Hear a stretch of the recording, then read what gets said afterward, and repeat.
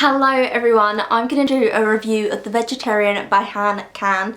This won the Man Booker International Prize in 2016, but this was actually originally published in Korean in 2007 in 3 separate novellas. This author, Han Kang, is a South Korean author, and this book review is going to have spoilers in it. It's going to have some spoilers to the plot in it, so if you haven't read the book yet, then you might not want to watch this review video. So the main character in this is someone called Young Hai.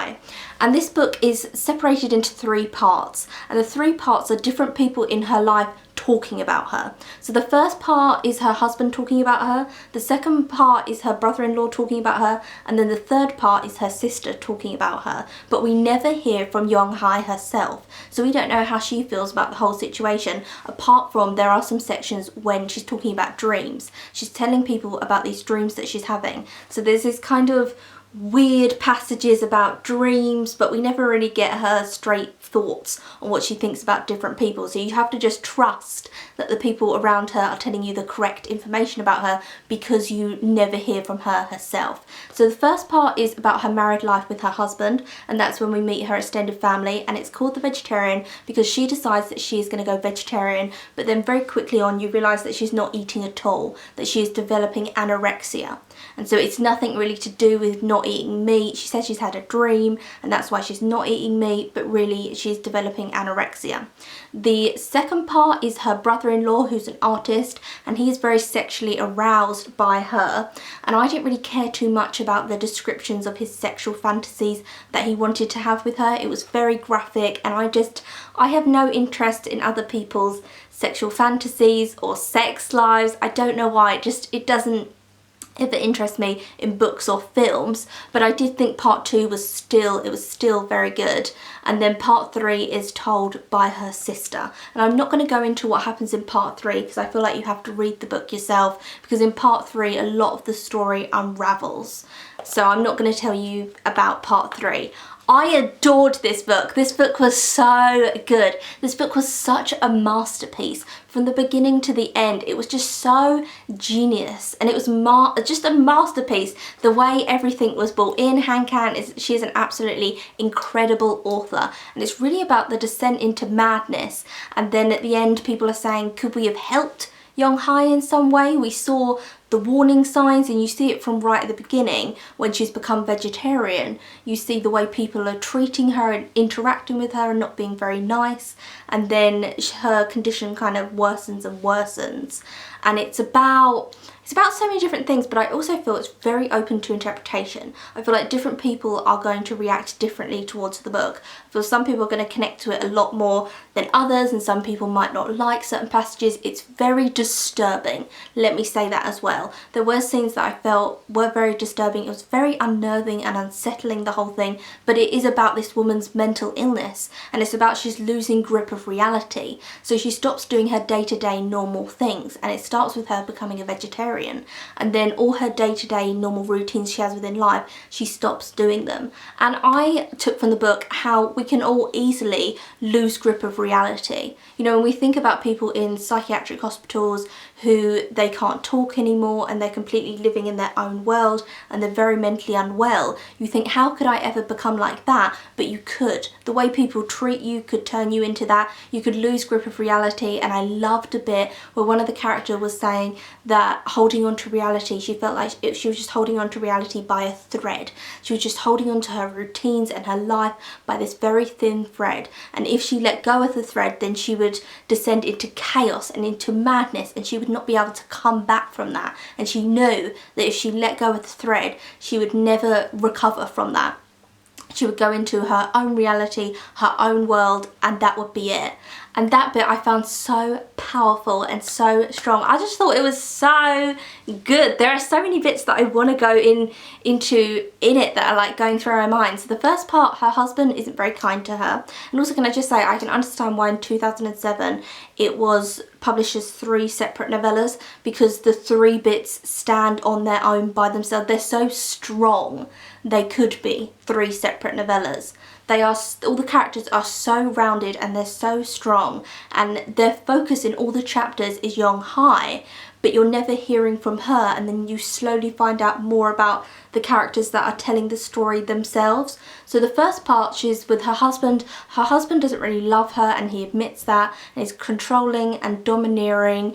And then the second part is years later, and her brother-in-law is sexually attracted to her and has all these weird fantasies about her, and I felt that was actually a fantastic chapter. I just wasn't too fussed about hearing in graphic detail the mechanics of sex. I just have no curiosity for sex. I don't know why. In the UK education system, we learn about sex very young, and I don't know if maybe that ends our curiosity with it, because when you're 10 years old, you sat down and you watch a videotape of a cartoon, a man and a woman having sex, and that's it. So any mystery you would have about sex, any curiosity is taken away. It's like, this is a mechanical, animalistic act, and that's it. And there's no emotional attachment, and that's how it's kind of taught, is very like, this is what it is and it could be nothing else. And so I don't know if from that I don't really have a curiosity. I've just grown up with sex being on TV and films. It doesn't really do much to me, but I did think maybe in the Korean culture, maybe they are more reserved about talking about sex, and they don't have it as graphically on their televisions as we do in the UK, in South Korea. So maybe because this book is Korean, those scenes needed to be in it. Just for me, they just didn't really interest me. They just made me feel very uncomfortable. But this book is an unnerving book from start to finish, but it's fantastic. It is well worth your time. So part 2 was going into his fantasy, and I'm not giving you all the plot breakdowns of everything that's happening in those parts, because I feel like you need to read it for yourself. At the beginning, the book seems very much like a mystery, and you can't quite understand why she's behaving this way and why people are behaving in a certain way towards her. And then in part 3, it all unravels, and you get her sister talking about Young Hai's life and Young Hai's childhood and really delving into that. So that's why I don't want to spoil it. So part 2 I thought was fantastic. With the brother-in-law, it was so uncomfortable, but it was a fantastic part. And then part 3 absolutely broke my heart. It's her sister interacting with her, and years have passed, and her sister is going through her own struggles as well, and her own mental struggles. And it is a genius book. I cannot praise this book enough. The way Han Kang builds the whole story, you feel like you're there, but then also it's so unsettling and jarring, but you can't stop reading. Sometimes when books are very uncomfortable, you're like, oh, they're just doing this for shock value. That's it. But with this, it's so beautifully written into the story, and it's so scary because it can happen to anyone. Anyone can essentially lose their mind. Anyone can have a psychiatric disorder, and someone could do something to you that you have no control over, and it triggers something within your brain, and there's nothing we can do about that. And obviously you can have treatment, and it does in the book talk about treatment and what treatment Young Hai is having. But it is also about this, once you've slipped away from reality, can you ever really get back to reality? Because one of the characters is saying, you know, it's like a thread. Once you let go of that thread and descend into the chaos of your mind, can you ever fully get back to reality and get back to what people consider like a normal person and doing normal routines? And once you break down those routines, can you ever go back to them? It really got me thinking about lockdown as well, because the book is saying, you know, once you start breaking down some of your routines, then it's very easy to break down all of them. And once you don't care about what anyone thinks of you and any social things around you, you can just walk along the streets naked because you don't care. You can just lose all sense of reality and what other people are doing around you. And I did think, wow, we are living in that right now in lockdown. People have lost their routines, they've lost their commutes to work, some people have lost their jobs, they've lost dropping their children off at school. What psychological damage is this going to do to certain people within society, let alone the people who have lost loved ones? But just talking about the routine breakdown and us all being told, don't hug people, don't go and see your families. What is that going to do to us? I feel like we won't know until years have passed in the future what kind of damage it could do to us psychologically. Is it going to make us colder as a nation? We're not going to want to hug each other. Is it going to make us fear going out altogether, and we're going to stop going out as much? What kind of things is it going to do for us socially? You know, some people, they commute to work every day, they go to work, they come home, they at the weekends go out drinking. That has completely been taken away from them. Their commute, being in an office and socialising with other people, and then the weekend going to the pub and being able to socialise with other people there, that has all been stripped from them. So how are they going to deal with it when they go back into after lockdown? And I don't feel like after lockdown for England it's going to be this and lockdown's done and everyone go back to how it was before. It's going to be a changed reality. So how are we going to deal with that? Like, shops are going to check your temperature before you go into the shop. You're going to have to sanitize before you go into the shop. You're going to have to wear masks and wear gloves.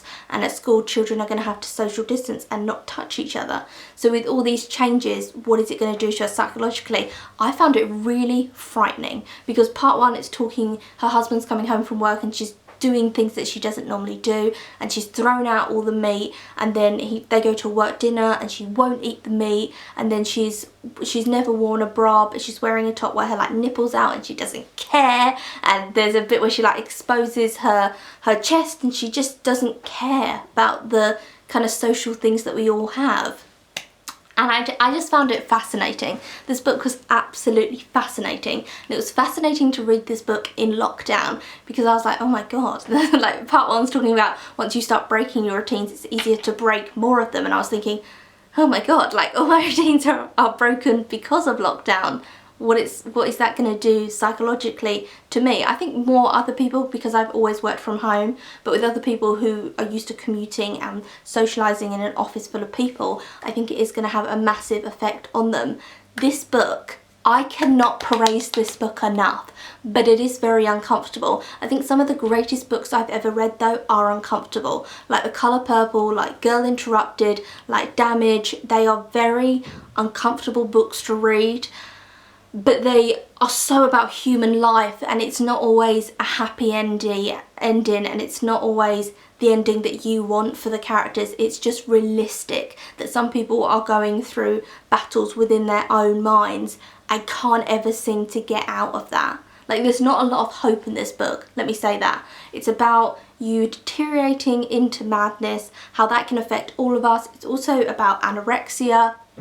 And it's also about how the cruelty that other people show to you that you have no control over can psychologically damage you in such a way that when you lose the thread of reality, you can't ever get it back.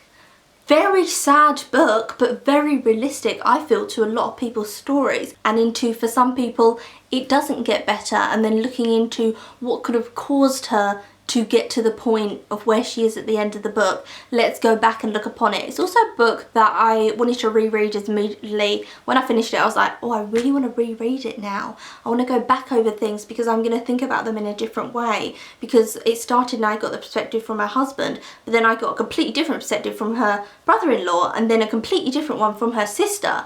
But it's all about the same scene because they were all there for the same scene.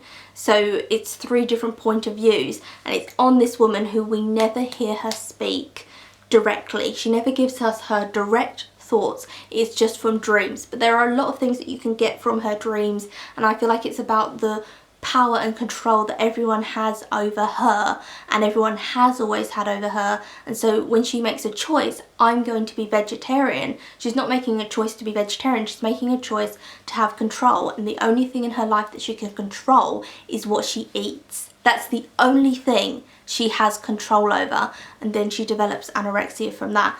Just brilliance, absolute genius, brilliance, masterful, masterpiece. Gonna read everything Han Kang has ever written. Thought it was stunning. Loved it so much. I chose this book to read for May's book club pick, so I'm gonna read out your comments in a minute, but it's going to be in the future because I don't have your reviews right now. I just had to sit down and review this book and talk about it, and there's so many different things, and there's everything about her wanting to be nature and wanting to be a tree, so she needs to stop eating food because she's going to become this tree. And it's just one of those books that once you've finished it, your brain hasn't stopped with it. Even though the book itself has finished, your brain is opening so many different doors to so many different conversations, and you just want to talk about it with everyone that you possibly can. So the next clip you're going to see is in the future when I've got your book reviews, and I will read out your reviews. I now have my laptop and I'm going to read out your reviews that you sent me. So thank you so much for the people who read along with me. So the first one is from Dill162. It leaves you with a mixture of emotions: anger, despair, sadness, and finally empathy. Recommended to anyone who loves a disturbing yet extraordinary read. And I would say if you go onto my Instagram, there's a picture of the book The Vegetarian where everyone's left their reviews underneath that, and this commenter actually broke down all of the 3 different parts of the story, which I thought was really interesting. So if you go onto my Instagram, you can read their full review. I just wanted to read out their feelings about the book.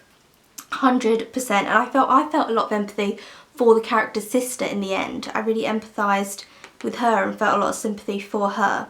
So the next commenter is Znoops. Absolutely beautiful. The way violence, female anatomy, the human body and mental illness is dealt with is so sophisticated and original.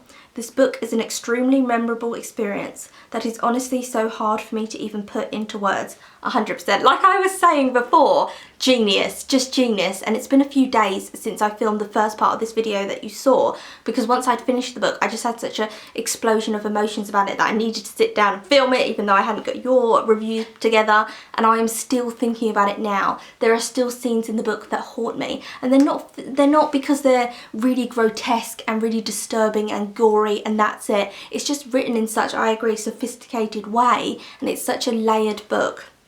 I agree. It's one of those books that will last a lifetime. It's so odd and it just stays with you. Like, I'll always think about this book. The next comment and the last comment is from Ellen Naomi. What threw him was the way his brother-in-law seemed to consider it perfectly natural to discard his wife as if she were a broken watch or household appliance. This line stuck with me throughout the whole novel because it is everyone in her family and her husband were treating her like a broken item that needed fixing just because she had decided to follow a dream that she felt was important and become a vegetarian. While mental illness is underlying within her character and the reactions of the other characters. And then I separated your comment a little bit. I took a little bit of it out that was a bit of a spoiler, but I wanted to get the rest of it in. So here's the rest of your comment. Enjoyed this novella. It was disturbing and outlined mental illness and the irrational reactions that people try to take to fix the problem. The only negative thing I can say is that I would love to have a part with young Hai's point of view. We were only told her story through other people, and I found it to be unreliable narrators. I was glad to join this book club. Thanks for this, Hannah. Just what I needed while in lockdown. I agree. I would have liked a passage from her point of view because we only had even her dreams. The dreams were written in italics. So a character was saying, oh, she had this dream and this is what she said.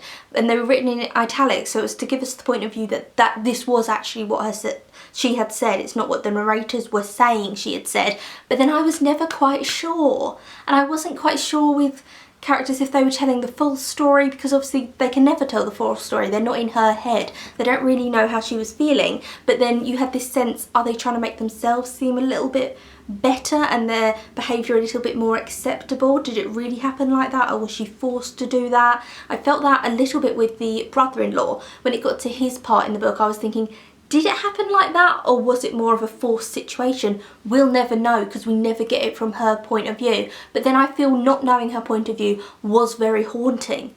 And it made it more disturbing because she never had a voice in the book. This is just such a good book! She never had a voice in the book, and that made it more alarming and more haunting. And also I loved your comment when you said people trying to fix the problem. They were all trying to fix her in some way, or they were disgusted by her in some way because of her behaviour, and she needed to change this and she needs to fix it, and it's all about control and everyone controlling her and wanting her to be a different person to them, and she can't be. She can only be one person.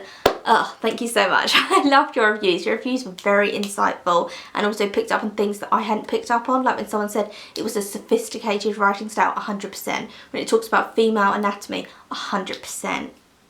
And also, yeah, I would have liked a bit of her point of view in the book as well. That would have been an interesting thing. But I thought the dream sequences were hers, but the whole book you're not quite sure. It's like you're on unsteady ground. You're not quite sure what's real, what's not, what's reality, who's telling the truth, who's not, you don't know. And I think that adds to kind of the brilliance of the novel. I thought it was amazing. I honestly think it is stunning. It's one of the best books I have ever read. I cannot recommend it enough. So I'm going to stop here because I could talk forever about The Vegetarian, because it really is one of those genius books that just, it sticks with you. And you know that you are always going to think about it. No matter how much time passes, you are always going to be thinking about this book. So I loved this book. Thank you so much people who read along with me. Thank you for watching this video, and feel free to leave your comments down below, and I will see you again soon for another video.